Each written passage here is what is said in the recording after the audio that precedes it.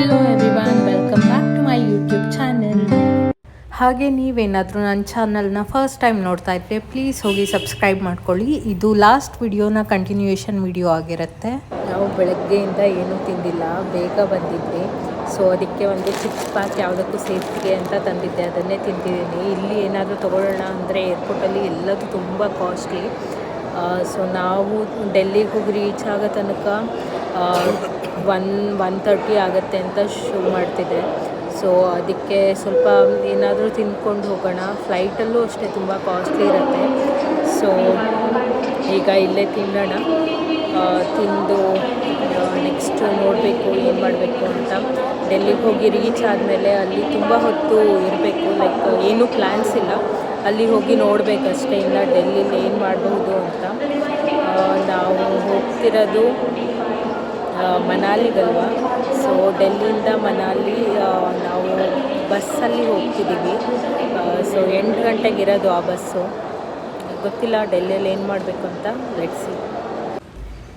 ನಮ್ಮ ಫ್ಲೈಟ್ ಬರೋದು 2 hours delay ಆಯಿತು. ಬಿಕಾಸ್ ಡೆಲ್ಲಿಯಲ್ಲಿ ತುಂಬ ಫಾಗ್ ಇದೆ ಅಂತೆ, ಝೀರೋ ವಿಸಿಬಿಲಿಟಿ.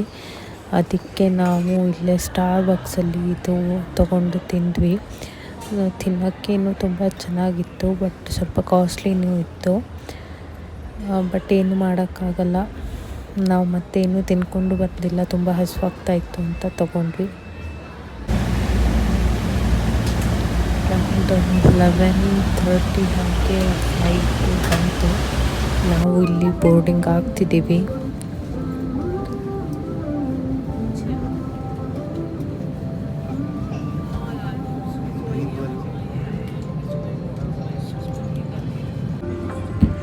ನೋಡಿ, ಲಗೇಜನ್ನೆಲ್ಲ ಈ ಥರ ಫ್ಲೈಟ್ ಒಳಗಡೆ ಕಳಿಸ್ತಾಯಿದ್ರು. ನಂದು ಕೂಡ ಅದರಲ್ಲಿ ಇತ್ತು.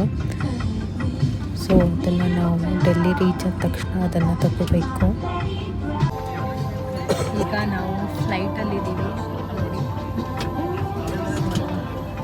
ಇಲ್ಲಿ ನಾನು ವಿಂಡೋ ಸೀಟನ್ನು ತಗೊಂಡಿದ್ದೀನಿ. ಹೊರಗಡೆಯಿಂದ ವ್ಯೂ ತುಂಬ ಚೆನ್ನಾಗಿರುತ್ತೆ ಅನಿಸುತ್ತೆ, ನೋಡಬೇಕು. So I am so happy ನಾವು. ನೋಡೋಣ ಮುಂದೆ. ಇಲ್ಲಿ ನಾನು ಸುಮ್ಮನೆ ನೋಡ್ತಾ ಇದ್ದೆ ಏನೇನಿದೆ ಅಂತ. ಇಲ್ಲಿ ಹಾಗೆ ಇದು ಒಂದು ಸ್ಮಾಲ್ ಟೇಬಲ್, ನಮಗೆ ಏನಾದರೂ ಸ್ನ್ಯಾಕ್ಸ್ ಕೊಟ್ಟರೆ ಹಾಗೆ ಲಂಚ್ ಏನಾದರೂ ಇದ್ದರೆ ಇದ್ರ ಮೇಲೆ ಇಟ್ಕೊಂಡು ತಿನ್ಬೋದು. ಕ್ಯೂಟಾಗಿ ಚೆನ್ನಾಗಿತ್ತು. ಈಗ ಫ್ಲೈಟು ಟೇಕ್ ಆಫ್ಗೆ ರೆಡಿ ಆಗಿದೆ. ಸೊ ಹೇಗೆ ಟೇಕ್ ಆಫ್ ಆಗುತ್ತೆ ಅಂತ ನಿಮಗೆ ತೋರಿಸ್ತೀನಿ ನೋಡಿ.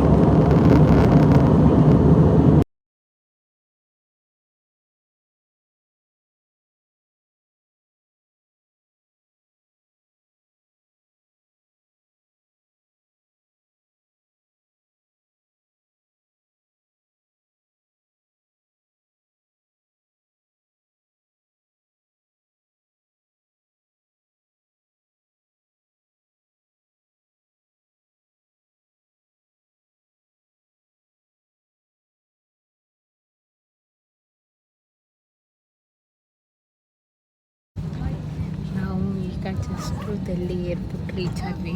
ನಾವು ಹೊರಟಿದ್ದು ಆಲ್ಮೋಸ್ಟ್ 12:30 ಆಗಿತ್ತು, ಬಟ್ ರೀಚ್ ಆಗಿದ್ದು ಬೇಗನೆ ರೀಚ್ ಆದ್ವಿ. 3ಗೆಲ್ಲ ಇದ್ದೀವಿ ಇಲ್ಲಿ. ಸೊ ಈಗ ನೆಕ್ಸ್ಟ್ ನೋಡಬೇಕು, ಮೇ ಬಿ ಊಟ ಮಾಡಬೇಕು ಹೋಗಿ ಡೆಲ್ಲಿಲಿ. ಎಲ್ಲಿ ಮಾಡಬೇಕು ಅಂತ ನೋಡಿಕೊಂಡು ಊಟ ಮಾಡೋಣ.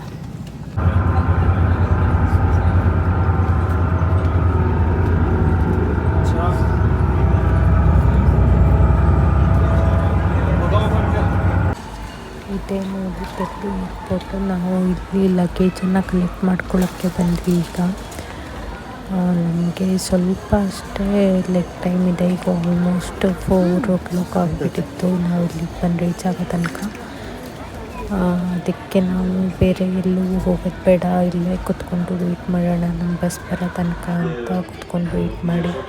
ಹಾಗೆ ಇಲ್ಲಿ ನಾನು ಒಂದು ಸ್ವಲ್ಪ ತಿಂಡಿಯನ್ನು ತೊಗೊಂಡು ತಿಂತಾಯಿದ್ದೀನಿ. ಬಿಕಾಸ್ ಬೆಳಗ್ಗೆನೂ ಸ್ವಲ್ಪ ಸರಿಯಾಗಿ ಬ್ರೇಕ್ಫಾಸ್ಟ್ ಏನೂ ಮಾಡಿಲ್ಲ, ಹಾಗೆ ಲಂಚ್ ಕೂಡ ಇಲ್ಲ. ಇದು 4 ಗಂಟೆಗೆ ಸ್ನ್ಯಾಕ್ಸ್ ಥರ ತಿಂತಾ ಇರೋದು ಅಷ್ಟೇ.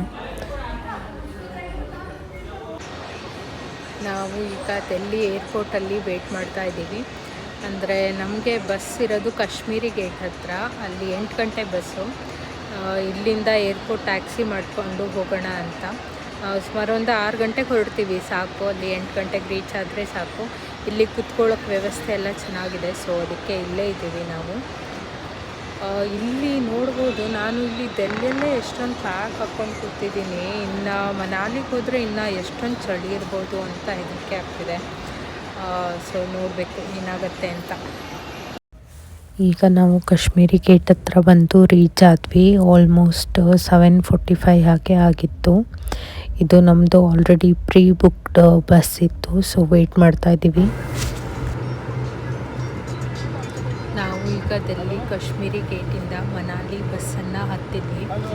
ಇದು ಅಷ್ಟೇ ತುಂಬ ಲೇಟ್ ಆಯಿತು ಬಸ್ಸು. ಆಲ್ಮೋಸ್ಟ್ 1 ಅವರ್ ವೆಯ್ಟ್ ಮಾಡಿದ್ವಿ. ಇವತ್ತು ನಮ್ಮ ಟೈಮೇ ಸರಿ ಇಲ್ಲ ಅನಿಸುತ್ತೆ, ಎಲ್ಲಿ ಹೋದರೂ ಲೇಟು. ಫ್ಲೈಟು ಕೂಡ ಲೇಟ್ ಆಯಿತು, ಈಗ ಬಸ್ಸು ಕೂಡ ಲೇಟ್ ಆಯಿತು. ನೋಡಬೇಕು ಇನ್ನು ನಾಳೆ ಬೆಳಗ್ಗೆ ಮನಾಲಿಗೆ ಎಷ್ಟು ಗಂಟೆಗೆ ಹೋಗಿ ನೋಡ್ತೀವಿ ಅಂತ.